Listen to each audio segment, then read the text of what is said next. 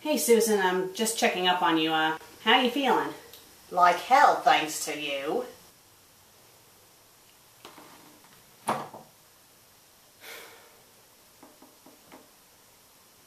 Look, I know that you're still pissed off about what happened yesterday, and I'm sorry that I had to do that to you, but frankly, I kind of think you need to get over it.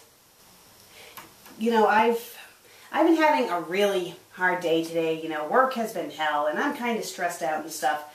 And yes, I understand that you're in pain. I know how you feel because of how the face pistol is, because I've felt it too, but right now, I just don't need to be dealing with your attitude. And no offense, but you're kind of being a bitch, you know? And I'm sorry for saying it, but it's true. So if you want to be mad at me later, fine. If you want to be a bitch to me later, fine. Just right now, I don't want to deal with it. Dinner's on the table.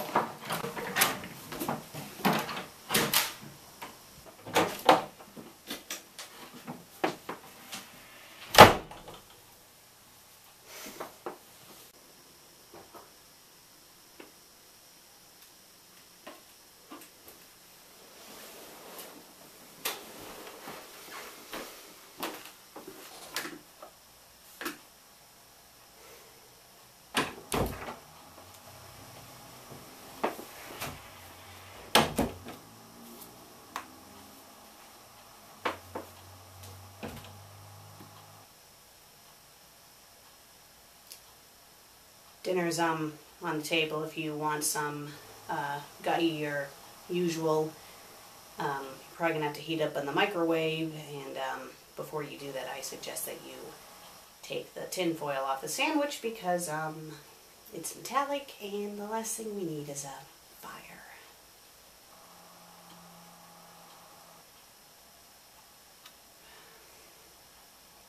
Look, I'm sorry about lashing out at you like that. It was wrong of me to do it. I'm sorry. How do you feel when you get shot with the face pistol? Well,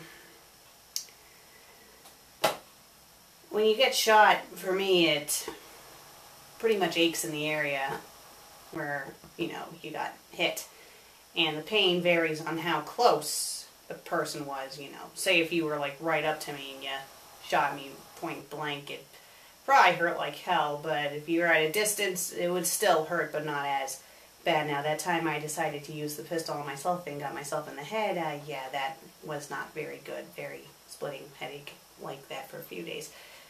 So, that's pretty much how it feels, and I'm assuming you feel the same way, don't you?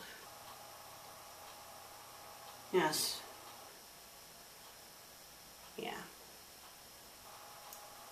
Funny though, you don't show that you're in any pain or discomfort after you've been shot.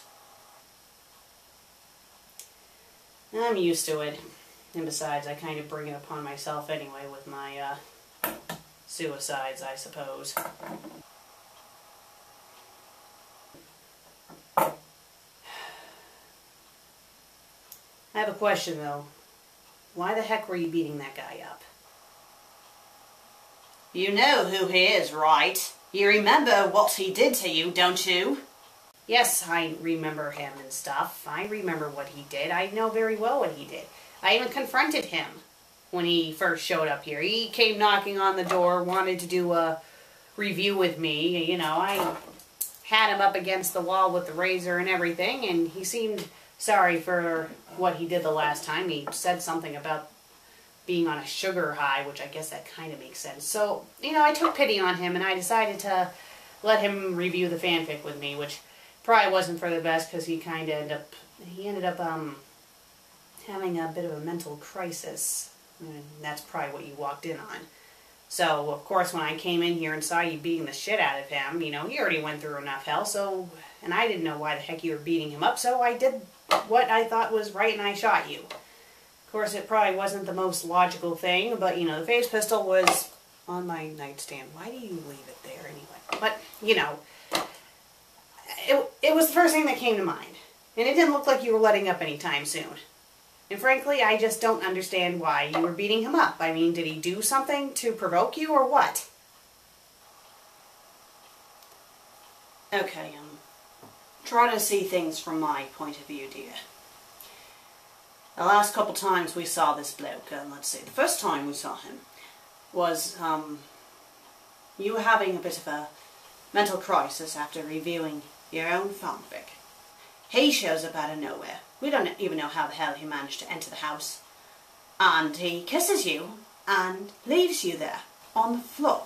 And then when I come in, he attacks me. And I chased him out and then never saw him again. He disappeared somehow. So, fast forward a few months later, I come in here. You were over there being attacked by him. He's acting neurotic and scary, and it appears that he's threatening you. I go over to try to help, and the next thing you know, I'm dancing in the middle of this room. I can't find you anywhere. You know we're in this room. I search the house. I find you down in the living room unconscious. He's nowhere to be seen. And so, let's look at what happened yesterday. In my room, listening to music. I take off my headphones so I can go and start reading a book, and I hear a bunch of ruckus going on in here. At first I just think it's you, but then I hear an unfamiliar voice. And then there's silence. So, I come in here. You're nowhere to be seen. There's a mess on the floor. You have 2 chairs in here, one of them is knocked over. The camera's knocked over. So, I'll try to figure out what the bloody hell's going on. The next thing I know, he comes waltzing in here. All distraught. You know, he goes and he hugs me and I shove him away from me, and then he's saying, oh, just end it, put me out of my misery, just end it, and he's upset about something. And you know, you were nowhere to be seen. He's all distraught, and I jumped to the conclusion that he did something horrible to you. So of course I was going to beat him up. Even if you managed to show up right before I started to beat him up, I probably would have beaten him up anyway for the other times he graced us with his presence. So can you really blame me for jumping to the conclusion that he did something? Well, then I guess I do understand why you would jump to that conclusion. Well then, I'm glad that we see eye to eye.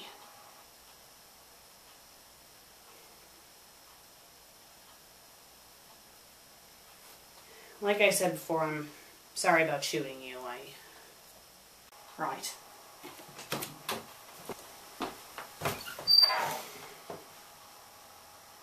Thank you for dinner.